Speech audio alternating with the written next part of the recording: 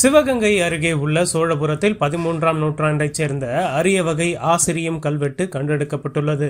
சோழபுரத்தைச் சேர்ந்த பாலசுந்தரம் என்பவர் அளித்த தகவலின் பேரில் சிவகங்கை தொல்நடை குழு நிறுவனர் புலவர் காளிராசா மற்றும் செயலாளர் இரா நரசிம்மன் ஆகியோர் அப்பகுதியில் கள ஆய்வு மேற்கொண்டனர். அப்போது சோழபுரம் எட்டிச்சேரி கண்மாயின் நடுப்பகுதியில் உள்ள குமிழித்தூண் அருகே இந்த கல்வெட்டு கண்டறியப்பட்டது. சுமார் 3 அடி உயரமும் 1.25 அடி அகலமும் கொண்ட இந்த கல்வெட்டின் மேற்பகுதியில் ஒற்றை காலை தூக்கிய நிலையில் புலி படைப்புச் சிற்பம் செதுக்கப்பட்டுள்ளது.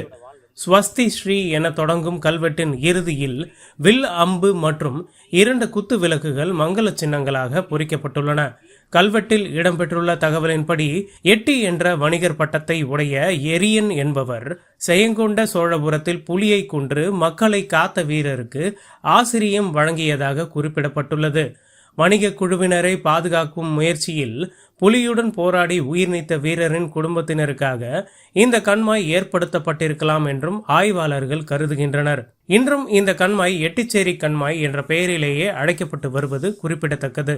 பொதுவாக ஆசிரியம் என்பது பாதுகாப்பு, அடைக்கலம், மருத்துவ உதவி மற்றும் உணவு வழங்குதல் போன்ற நலச்செயல்களை குறிக்கும். மேலும் எட்டி என்பது பண்டைய காலத்தில் வணிகர்களுக்கு வழங்கப்பட்ட பட்டமாக இருந்ததாகவும் அதுவே பின்னாளில் செட்டி என்ற சொல்லாக மருவியிருக்கலாம் என்றும் ஆய்வாளர்கள் தெரிவிக்கின்றனர். கல்வெட்டின் எழுத்தமைப்பை அடிப்படையாக கொண்டு இதன் காலம் 13ஆம் நூற்றாண்டு என மதிப்பிடப்பட்டுள்ளது. மேலும் சிவகங்கை தொல்நடை குழு அடையாளம் கண்டுள்ள ஆசிரியம் வகையைச் சேர்ந்த 3வது கல்வெட்டு இதுவாகும் என புலவர் காளிராசா தெரிவித்துள்ளார்.